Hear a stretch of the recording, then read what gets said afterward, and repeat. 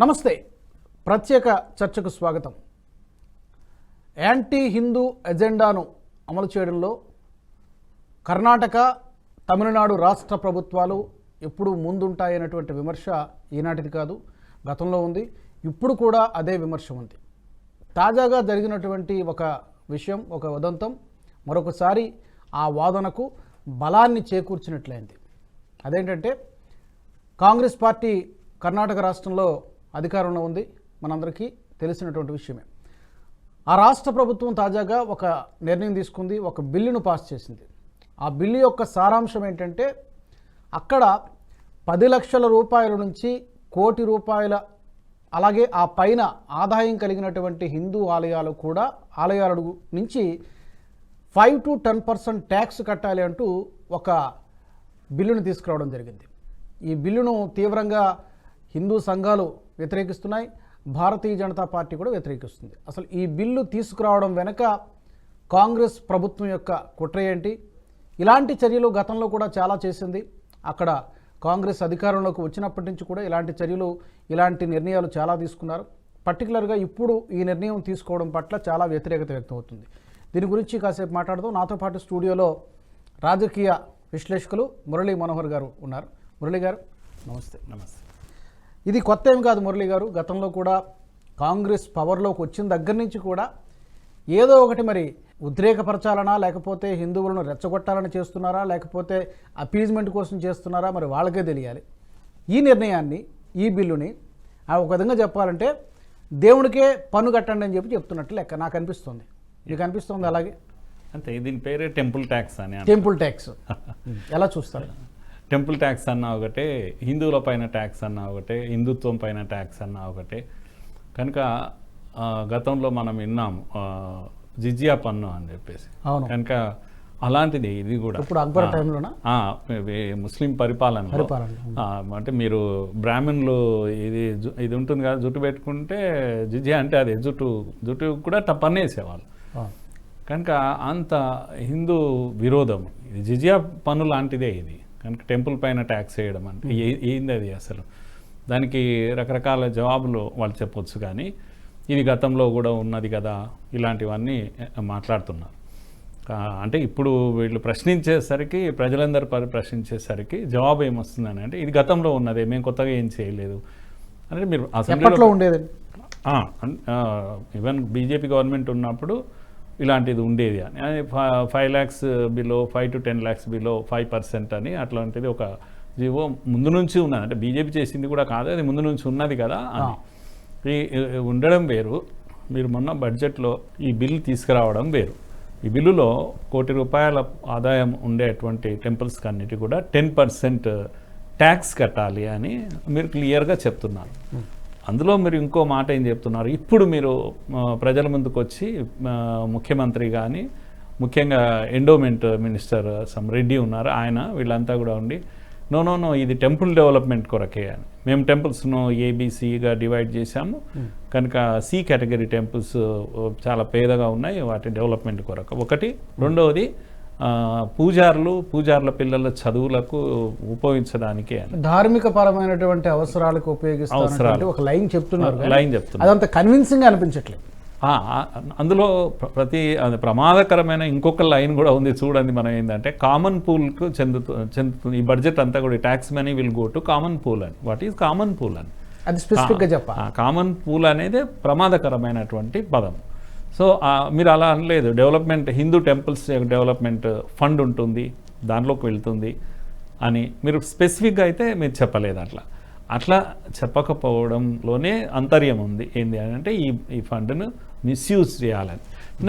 ముఖ్యంగా మీరు సరే బీజేపీ ప్రభుత్వంలో ఎందుకు చేయలేదు, లేకపోతే మీరు ఇలాంటివన్నీ మాట్లాడుతున్నారు. నా ప్రశ్న ఏంటంటే, ఎవరైనా సరే ఒక చట్టం చేసినప్పుడు మీరు ఉద్దేశాలను చూస్తారు. మీరు కాంగ్రెస్ వారు కనుక మీ చరిత్ర ఉంది ఒకటి, కనుక మీ చరిత్రను చూసి ప్రశ్నిస్తారు తప్పకుండా. బీజేపీ ఎందుకు చేయలేదని మీరు అంటున్నారు, కానీ బీజేపీ ప్రో హిందూ అని ప్రతి హిందూకు తెలుసు. కనుక హిందూ భయపడాడు. ఈ బడ్జెట్ వస్తే ఎక్కడో ముస్లిం మజీద్ డెవలప్మెంట్ కొరకు బీజేపీ వాడుతుంది అని అంటే కూడా ఎవడు వినడు. కానీ మీ చరిత్ర అది కాదు కదా. మీ చరిత్ర అంతా కూడా ఏం చెప్తుంది? మొన్న ఏం జరిగింది? మీరు కొత్తగా అధికారంలోకి వచ్చాక మాండ్యా జిల్లాలో ఏం జరిగింది? హిందువులందరూ కలిసి హనుమాన్ జెండా 10 గ్రామాలు 12 గ్రామాల వాళ్ళు పెద్ద పోల్ పెట్టుకున్నారు. జెండా వాళ్ళది పోల్, అది వాళ్ళ డబ్బులు అయినా గ్రామ పంచాయతీ అనుమతి తీసుకున్నారు. అయోధ్య దీని సందర్భంగా పెద్ద హనుమాన్ ధ్వజం ఎగరేశారు. 108 అడుగుల ధ్వజం ఎగరేసుకున్నారు వాళ్ళు అనుమతితో. అయినా మీరేమంటారు? అది తొలగించండి, నేషనల్ ఫ్లాగ్ పెట్టండి అంటే మీరు అక్కడ ఏం చేస్తున్నారంటే ఎంత నటోరియస్ బిహేవియర్ అంటే హిందువులందరూ anti national flag, anti national attitude ఉంటుంది కనుక వీళ్ళు జెండాను వ్యతిరేకిస్తున్నారని ముద్ర వేయాలని చూస్తున్నారు పైనుంచి. మీరు నేషనల్ ఫ్లాగ్ని అడ్డం పెట్టి మీరు అంత తెలివిగా ప్రవర్తించొద్దు కదా. అంత ఫూల్స్ చేస్తారా మీరు ప్రజలను అందరినీ కలిపి?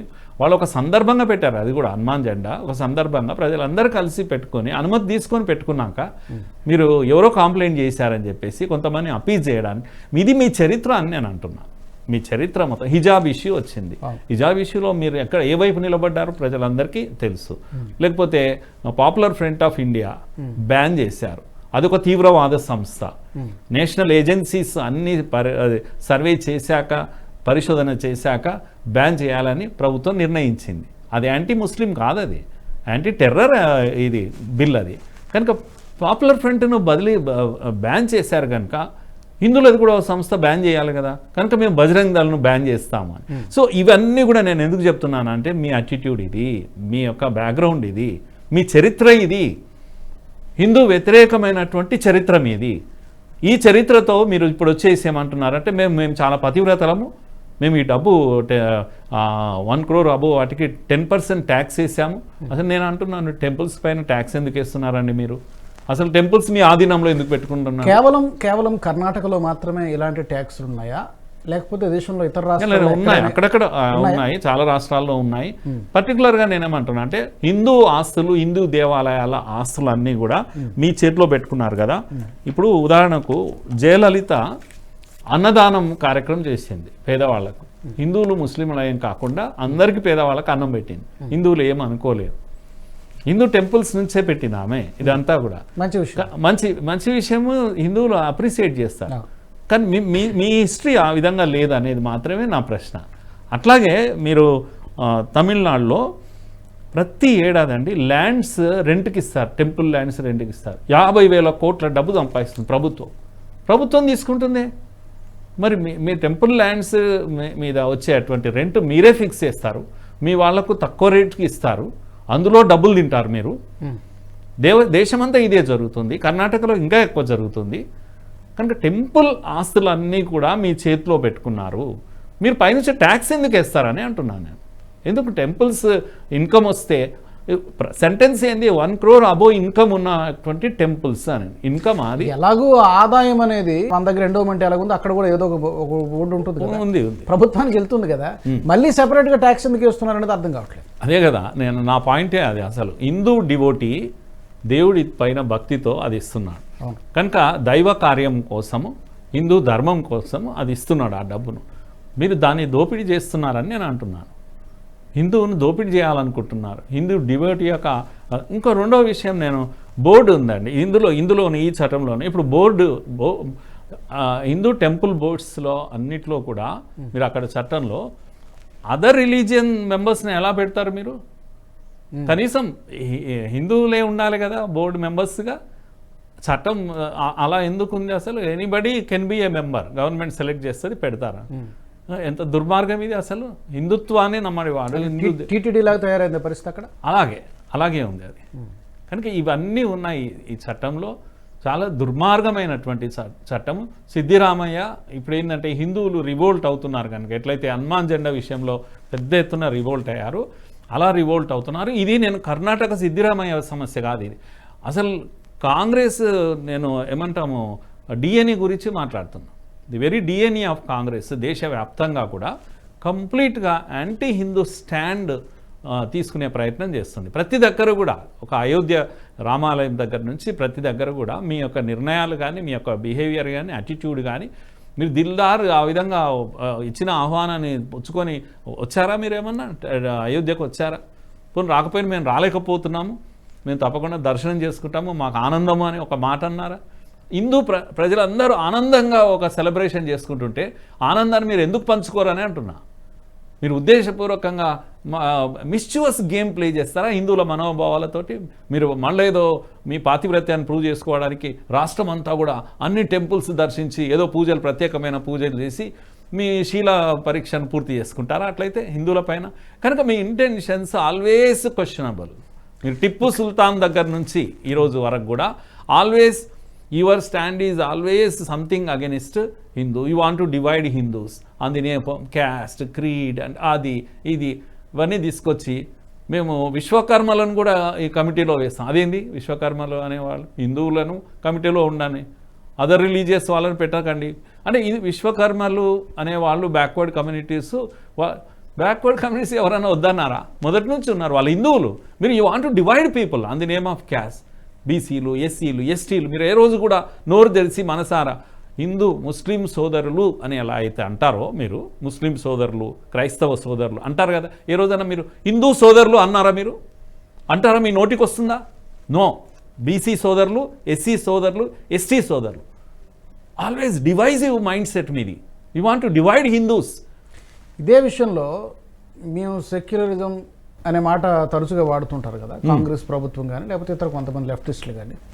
అంటే అందరినీ, అన్ని మతాలని సమానంగా చూడటం. మరి ఇప్పుడు హిందూ ఆలయాల మీద ట్యాక్స్ కట్టేప్పుడు, ట్యాక్స్ వేసినప్పుడు 5 to 10%, మరి ఇప్పుడు చర్చిల మీద వచ్చే ఇన్కమ్ కూడా ట్యాక్స్ వేస్తారా? ట్యాక్స్ వేయాలి. మసీదుల మీద ఏమైనా ఇన్కమ్ వస్తే అక్కడ కూడా ట్యాక్స్ వేస్తారా? ఒకరు వేస్తే ఒప్పుకుంటారా? మంచి ప్రశ్న. మీరు నిజంగా మీరు సెక్యులర్ అయితే, మీ సెక్యులర్ క్యారెక్టర్కు శీల పరీక్ష అయిందంటే కమాన్ సేమ్ ట్యాక్స్ మీరు అంతే వేయకుండా కొద్దిగా తక్కువ వేయండి, పర్వాలేదు. హిందువులకు ఎక్కువ వేయండి, జనాభా ఎక్కువ ఉన్నారు కదా, తక్కువ వేయండి. మరి కొంత పర్సెంటేజ్ 5% వీళ్ళు 10% వేశారుగా. ఎందుకు వేయరు అసలు మీరు? ఎందుకు వాటి జోలికి వెళ్ళారు? చర్చి జోలికి వెళ్ళారు? ఎందుకు మస్జిద్ జోలికి వెళ్ళారు మీరు? ఎందుకు ఆ ధైర్యం చాలదు? అసలు వాటిని కంట్రోల్ ఎందుకు చేయరు మీరు? Why you control only Hindu temples? ఇది సెక్యులర్ కంట్రీ అని అంటున్నాను నేను. If you are really secular, what does it mean? Secular అంటే ఈక్వి డిస్టెన్స్ పాటించు, లేదా ఈక్వల్గా ట్రీట్ చేయి అందరినీ. ఈక్వల్గా దూరం ఉంచు, లేదా ఈక్వల్గా దగ్గర ఉంచు, ఏదో ఒకటి చేయి. కానీ డిస్క్రిమినేషన్ ఏంది? హిందూ టెంపుల్స్ కంట్రోల్ చేస్తారు, హిందువులకు ట్యాక్స్ వేస్తారు, జుట్టు ట్యాక్స్ వేస్తారు, ఆ పని వేస్తారు, లేదా మిగతా కమ్యూనిటీస్ను వదిలేస్తారు. ఇవి మా కళ్ళకు కనపడవా హిందువులకు? ఇది ఇంత డిస్క్రిమినేటరీగా మీరున్నారు అనేది నా ప్రశ్న. ఇంత వివక్ష మీరు పాటిస్తున్నారు హిందువుల పట్ల. కనుక ఇలాంటిది, ఇది కూడా అలాంటి బిల్లు తప్పకుండా హిందువులను దోపిడీ చేసే బిల్లు అని నేను అంటున్నాను. ఇలాంటివన్నీ కూడా మనం చూసాం కాంగ్రెస్ పవర్లోకి వచ్చిన దగ్గర నుంచి. ఒక కరసేవకుడిని అరెస్ట్ చేయడం కానీ, కేసు పెట్టడం కానీ, రామాలయం ప్రారంభోత్సవానికి ముందు, తర్వాత యాంటీ కన్వర్షన్లా తీసేయడం కానీ, హనుమాన్ జెండా కానీ, చాలా చెప్పు గోవధను ప్రోత్సహించేలాగా చర్యలు తీసుకోవడం కానీ, ఇవన్నీ కూడా ఈ కర్ణాటక, తమిళనాడులోనే ఎందుకు జరుగుతాయంటారు? అఫ్కోర్స్ కేరళది ఇంకో కేసు, అది ఇంక సెపరేట్గా మనం మరోసారి మాట్లాడుకోవాలి. ఇక్కడ ఎందుకు? ఈవెన్ హిజాబ్ వివాదం కూడా మొదలైంది ఉడిపిలోనే. ఆ తర్వాత అది దేశవ్యాప్తంగా పెద్ద అది వివాదం అయిపోయింది. ఎందుకని కర్ణాటకలోనే జరుగుతాయి? అక్కడ ప్రభుత్వాల వల్ల, లేకపోతే ప్రజల్లో కూడా ఆ మాత్రం అలాంటి భావజాలం, ఐడియాలజీ ఏమైనా ఉందా? నో. కర్ణాటకలో కాంగ్రెస్కు ఒక రుచి దొరికింది. మామూలుగా ఈ జంతువులు ఉంటాయి, ఏదైనా కుక్కకు బొక్క కనపడితే ఎట్లా ఉంటుందో అట్లా ఒక రుచి దొరికింది. ఏంటంటే ఇంతవరకు ముస్లిం ఓటు డివైడ్ అయి ఉన్నది, కాస్త దేవేగౌడ ఆ పార్టీకి వాళ్ళకు డివైడ్ అయింది. ఈసారి వీళ్ళు టూ మచ్ ఆఫ్ అపీజ్మెంట్ కారణంగా మొత్తం ఎన్ బ్లాక్ ముస్లిం ఓటు తీసుకోగలిగారు, గెలిచారు, పవర్ సాధించారు. సో ఈ సక్సెస్ను అంతటా కూడా వాళ్ళు ప్రయోగం చేయాలనుకుంటున్నారు. తెలంగాణలో కూడా అదే చేశారు.